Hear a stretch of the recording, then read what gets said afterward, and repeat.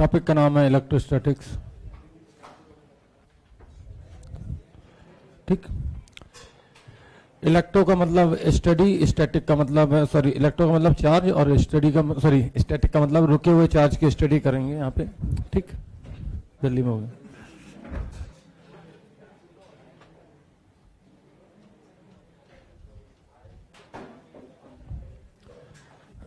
लिखना शुरू करें।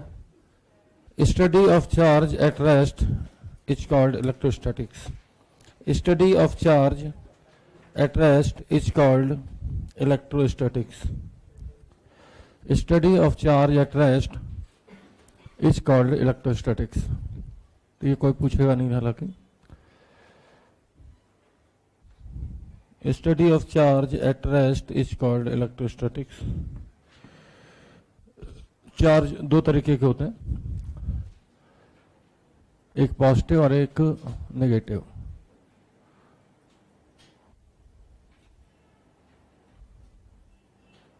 चार्ज की यूनिट कूलम,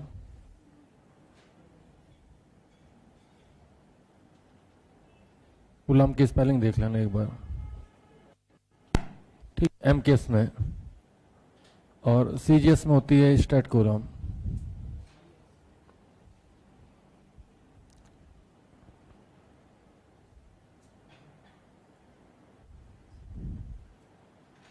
ठीक,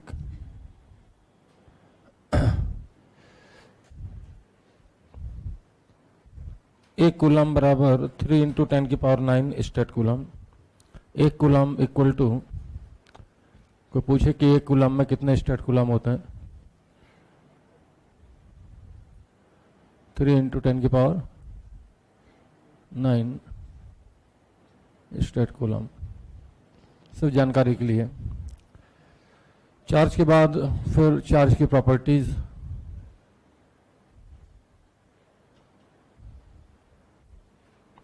तो प्रॉपर्टी लिखना चालू कीजिए।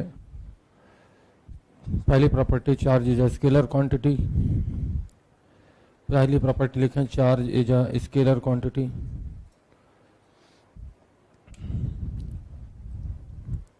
देखा। दूसरा लिखें, चार्ज इज क्वांटाइज्ड। दूसरी प्रॉपर्टी लिखें, चार्ज इज क्वांटाइज्ड। क्वांटाइज्ड का मतलब है कि चार्ज जो हमेशा एग्जिस्ट करेगा वो प्लस माइनस एन के फॉर्म में एग्जिस्ट करेगा। कहने का मतलब है, कोई बोले 1 इलेक्ट्रॉन दे दो, दे सकते हैं, 2 इलेक्ट्रॉन दे दो, दे दो, 2.25 इलेक्ट्रॉन बोले थप्पड़ मार देना, 2.25 इलेक्ट्रॉन नहीं दिए जा सकते। कहने का मतलब चार्ज हमेशा एग्जिस्ट करेगा प्लस माइनस एन के फॉर्म में, जहाँ पे एन इंटीजर होगा। ठीक, फ्रैक्शन में नहीं एग्जिस्ट करता। मतलब कोई बोले E/3 चार्ज दे दो तो नहीं दे सकते। ठीक, तो एन क्या है यहाँ पे, इंटीजर। ठीक, अगली प्रॉपर्टी लिखें, charge is invariant. Charge is invariant.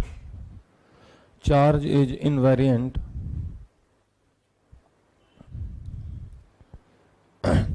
Invariant का मतलब है कि फ्रेम ऑफ रेफरेंस पे डिपेंड नहीं करेगा। कहने मतलब अगर कहीं 2 कूलम चार्ज रखा है तो आप चाहे चलती हुई गाड़ी से देखें, चाहे अर्थ पे देखें या मून पे देखें, ठीक, उसकी वैल्यू 2 कूलम ही रहेगी। तो लिख दीजिएगा, does not depends on frame of reference. Charge is invariant, bracket में लिख दीजिए, does not depend on frame of reference. Charge is invariant, bracket में लिख दीजिए, does not depends on frame of reference. ठीक, किसी बॉडी को अगर हमें पॉजिटिव चार्ज करना हो तो उससे कुछ इलेक्ट्रॉन निकाल लीजिए। ठीक, तो अगर कोई बॉडी है, न्यूट्रल बॉडी है, मास m, ठीक, और कोई कहे कि इसमें से हमने कुछ इलेक्ट्रॉन निकाल लिए, तो मैं कहूँगा कि ये बॉडी पॉजिटिव चार्ज हो जाएगी। अगर इलेक्ट्रॉन के मास को हम कंसीडर करें तो मैं कहूँगा इसका मास थोड़ा सा घट गया होगा, क्योंकि इलेक्ट्रॉन बाहर गए हैं। और अगर किसी बॉडी को नेगेटिव चार्ज करना है तो उसमें कुछ इलेक्ट्रॉन डाल दीजिए। ठीक, और इलेक्ट्रॉन के मास को अगर हम कंसीडर करें तो मैं कहूँगा इसका मास हल्का सा बढ़ गया होगा। ठीक, ये न्यूट्रल है। तो ये फोटो बना दीजिए फटाक से। बेसिकली पॉजिटिव चार्ज का मतलब ही होता है डिफिशियंसी ऑफ इलेक्ट्रॉन। अगर पॉजिटिव चार्ज कहीं क्रिएट करना है तो वहाँ से इलेक्ट्रॉन निकाल लीजिए और अगर नेगेटिवली चार्ज उस बॉडी को बनाना तो उसमें इलेक्ट्रॉन डाल दीजिए। ठीक, क्या ये फोटो बन गया? ठीक। अगली प्रॉपर्टी है, अगर कोई चार्ज रेस्ट पे है, रेस्ट पे कोई चार्ज है, रेस्ट पे है, तो उसके चारों तरफ सिर्फ इलेक्ट्रिक फील्ड होगा, मतलब इलेक्ट्रिक फील्ड नॉन जीरो होगा, और मैग्नेटिक फील्ड एग्जिस्ट नहीं करेगा, क्योंकि हम पढ़ चुके हैं अभी पहले ही, मैग्नेटिक फील्ड हमेशा क्रिएट होता है due to motion of charge. अगर कोई चार्ज कांस्टेंट वेलोसिटी से चल रहा है तो इसके चारों तरफ इलेक्ट्रिक फील्ड भी होगा और मैग्नेटिक फील्ड भी होगा। और तीसरी प्रॉपर्टी जो हमने अभी रदरफोर्ड में पढ़ी थी कि अगर ये एस्केलेट करके चले, मतलब कि वेलोसिटी कांस्टेंट ना हो, ठीक, तो इसके चारों तरफ इलेक्ट्रिक फील्ड तो हो गई, मैग्नेटिक फील्ड भी होगा, and it also radiates energy in form of photons. लिख लीजिए, and it also radiates energy in form of photons. और इसी वजह से रदरफोर्ड का मॉडल फ्लॉप हुआ था। तो तीसरे में एक पॉइंट आपको खुद से लिखना पड़ेगा, it also radiates energy in form of photons. It also radiates energy in form of photons. It also radiates energy in form of photons. तीसरे वाले डायग्राम में जिसमें वेलोसिटी कांस्टेंट नहीं है उसमें लिखना होगा नीचे, It also radiates energy in form of photons. तीसरे वाले डायग्राम के नीचे लिखना था बेसिकली, यहाँ पे लिखना था, यहाँ पे It also radiates energy in form of photons. तो ये तो था चार्ज के बारे में और चार्ज की प्रॉपर्टी के बारे में। अब किसी बॉडी को चार्ज करना हो तो कैसे चार्ज कर सकते हैं, तो हेडिंग है method of charging. Method of charging,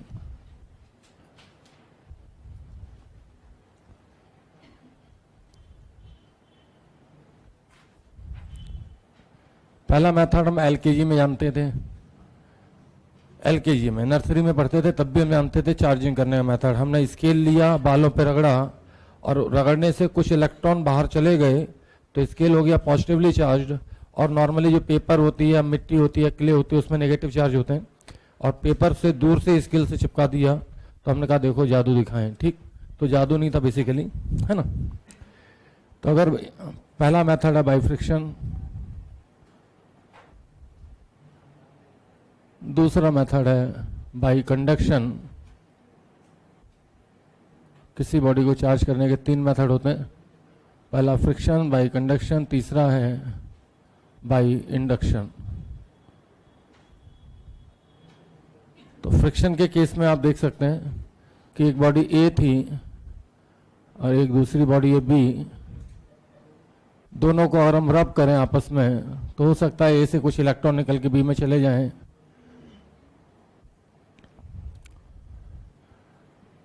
तो ए से कुछ इलेक्ट्रॉन निकल के मैंने मान लिया बी में गए होंगे, तो मैं कहूँगा कि ए तो हो गई पॉजिटिवली चार्ज और बी में इलेक्ट्रॉन गए हैं तो बी हो गई नेगेटिवली चार्ज। इस तरीके से हम रगड़ के या घिस के या फ्रिक्शन की मदद से दो बॉडीज को चार्ज कर सकते हैं। ठीक,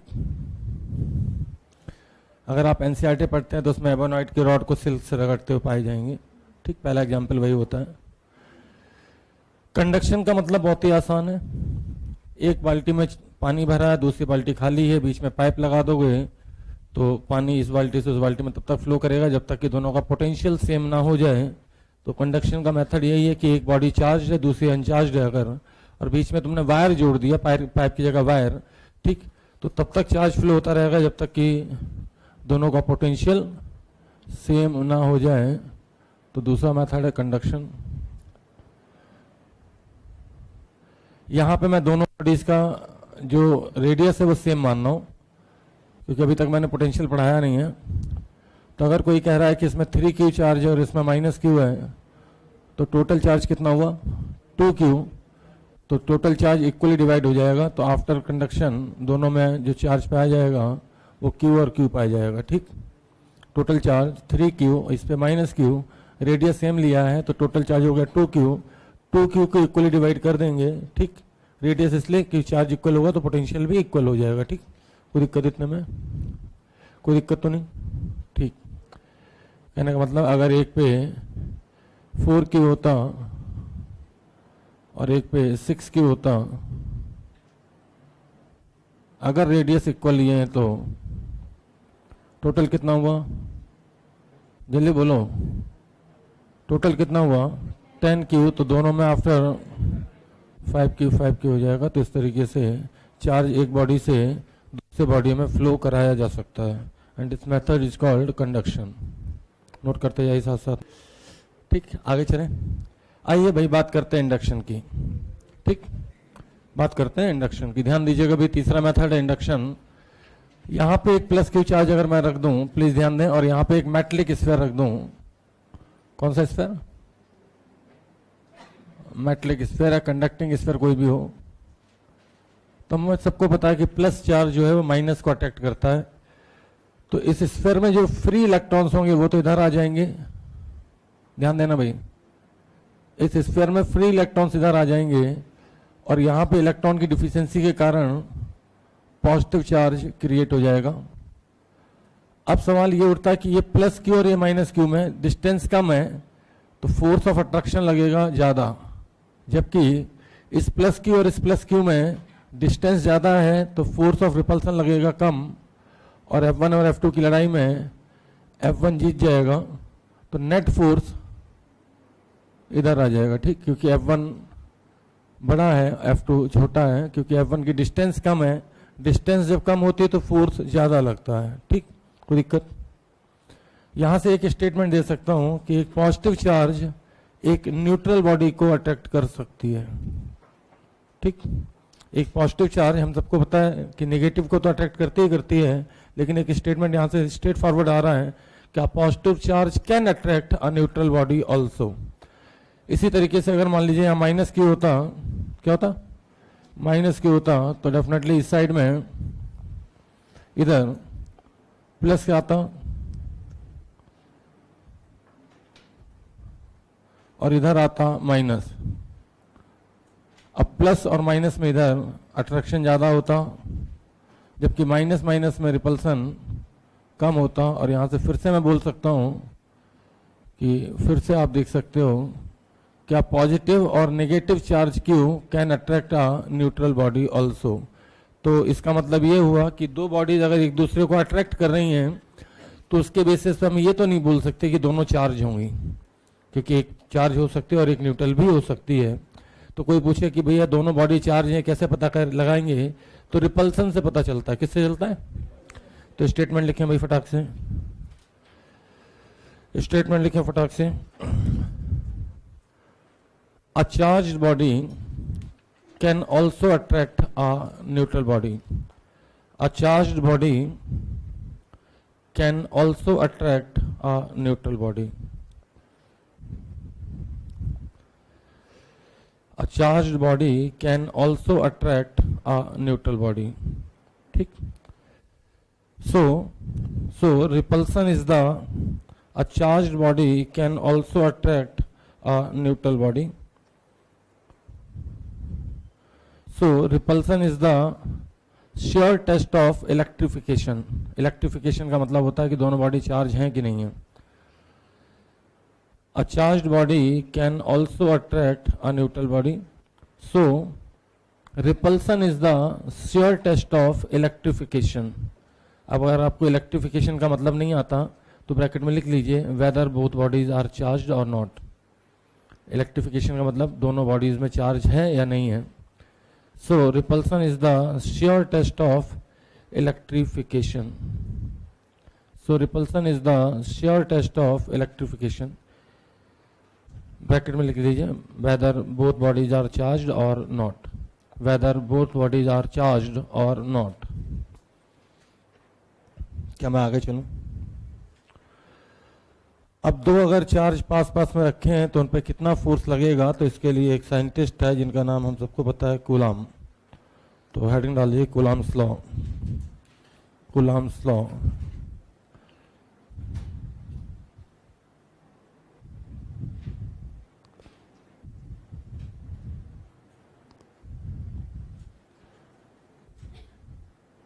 तो दो अगर चार्ज पास पास में रखे हैं Q1 Q2 और उनके बीच की डिस्टेंस अगर r है तो दोनों पॉजिटिव है तो रिपल्सन लगेगा, एक पॉजिटिव और एक नेगेटिव होता तो अट्रैक्शन लगता। तो कूलाम ने जो वैल्यू बताई कितना फोर्स लगेगा वो था F। बोर्ड में लिखना तो ऐसे लिखते हैं F डायरेक्टली प्रोपोर्शनल टू, पहले लिखो Q1 Q2, फिर F डायरेक्टली प्रोपोर्शनल टू लिखो 1/r², फिर दोनों को कंबाइंड करो, और कहीं बोर्ड में लिखना हो तो ठीक। फिर प्रोपोर्शनलिटी साइन हटेगा और प्रोपोर्शनलिटी कांस्टेंट आ जाएगा 1/4 पाई एप्सिलॉन Q1 Q2/r², जहाँ पे एप्सिलॉन को हम किसी और मीडियम के लिए एप्सिलॉन नॉट के भी बोलते हैं ठीक। के की वैल्यू एयर के लिए, फॉर एयर या वैक्यूम के लिए के की वैल्यू होती है 1 और मेटल के लिए होती है इनफाइनाइट ठीक। तो अगर एयर है, कोई मीडियम अलग नहीं है, तो डेफिनेटली फिर हम फोर्स का फार्मूला लिखेंगे 1/4 pi epsilon not Q1 Q2/r²। यहाँ पे 1/4 पाई एप्सिलॉन नॉट की वैल्यू होती है, कितनी होती है भैया, 9 × 10⁹ MKS में, और CGS में होती है 1 ठीक। एप्सिलॉन नॉट को हम बोलते हैं परमिटिविटी,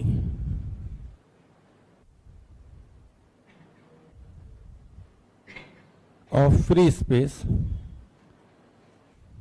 या फिर एयर,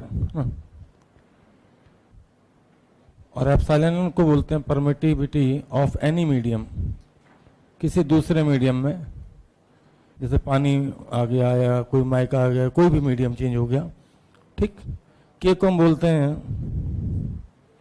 पता है ना क्यों क्या बोलते हैं, डाइइलेक्ट्रिक कांस्टेंट ऑफ मीडियम।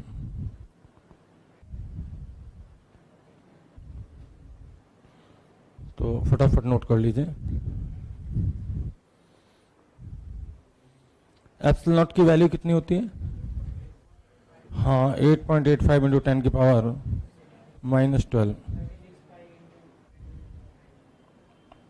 है।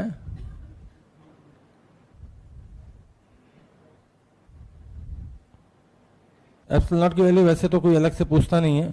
अच्छा एक चीज बताऊँ, फ्यूचर में ये जो 1/4 पाई एप्सिलॉन नॉट है, इसका भी नाम हम के रख देंगे। क्या रख देंगे, के, क्योंकि के का मतलब यहाँ कांस्टेंट है। डाइलेक्ट्रिक में सोचना,